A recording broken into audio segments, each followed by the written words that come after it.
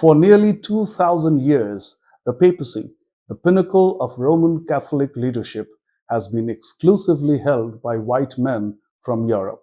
But in an era of growing diversity, global Catholicism, and social progress, one question resonates louder than ever. Why has every pope been a white man? And in 2025, following the death of Pope Francis, can we finally imagine a pope from Africa, Asia, or Latin America? Or even, could a woman ever hold the highest office in the Catholic Church?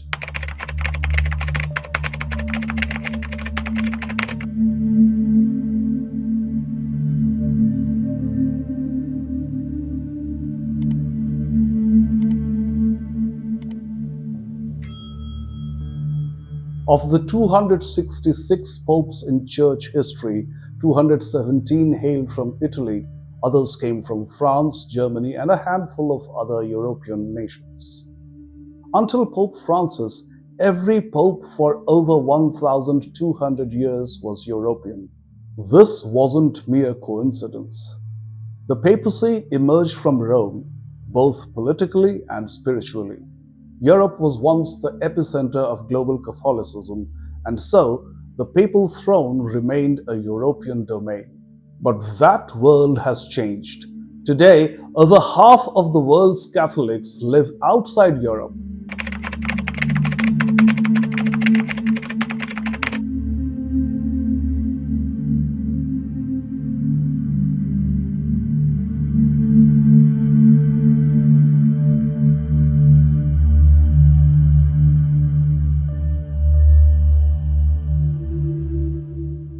Latin America holds the largest Catholic population, nearly 40%. Africa and Asia are home to some of the fastest growing Catholic communities. Yet, the College of Cardinals, the body that elects the Pope, remains largely European. So what's stopping the Church from choosing a leader who truly represents its global flock?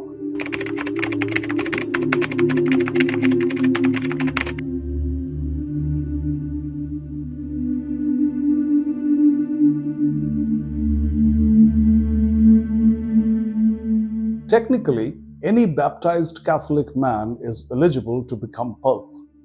But since 1389, all popes have been chosen from among cardinals, who are bishops, and bishops must be male. There are no doctrinal barriers to a pope from the global south. Pope Francis himself appointed more diverse cardinals than any of his predecessors. But tradition and power structures remain stubborn. The idea of a European pope is not written in doctrine, but it's deeply embedded in Church's culture.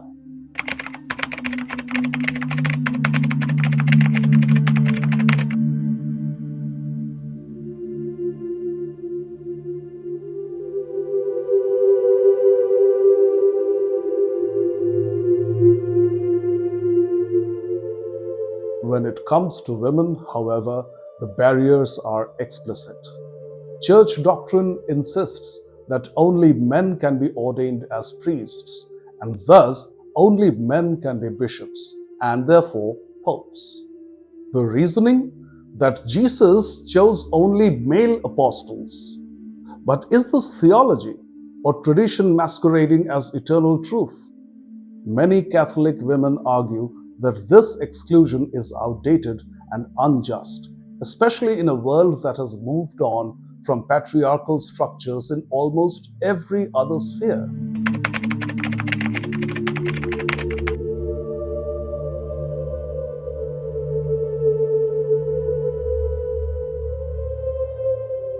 Pope Francis took bold steps, appointing cardinals from the margins, speaking out on climate, poverty, and inequality. He showed the world that the Church could evolve, cautiously of course. But now, with his passing, the Church faces a crossroads. Will the conclave stay in Europe, or will it honor the faithful across continents?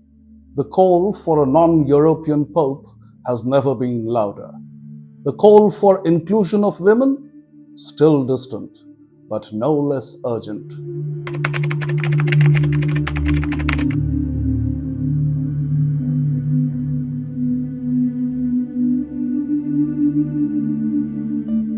If Catholicism belongs to the world, why is its leader still chosen from the same narrow mold?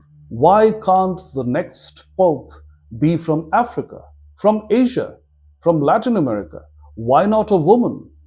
If doctrine says no, then perhaps it's time to ask why that doctrine must not be challenged. The Church says it is universal. It says it speaks for every soul. Isn't it time its leadership looked like the world it claims to shepherd?